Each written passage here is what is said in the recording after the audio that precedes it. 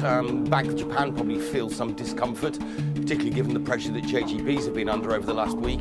But ultimately, I think policymakers' concern is much more about volatility and how quickly it's moving than outright levels. Whether they're capable of stopping that fall or not, I think it's a rather different matter.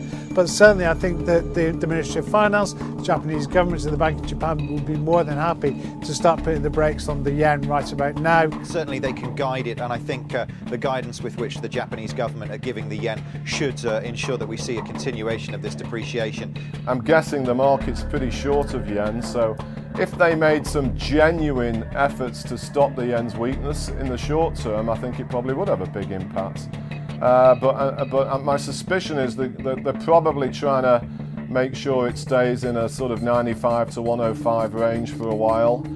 It's not out of control, no. I mean, certainly we will have a meeting is scheduled between the Bank of Japan and major investors for next week. Maybe this will be brought forward. So I think if the government gives a strong signal, Japanese institutions are more likely to try and fall into line.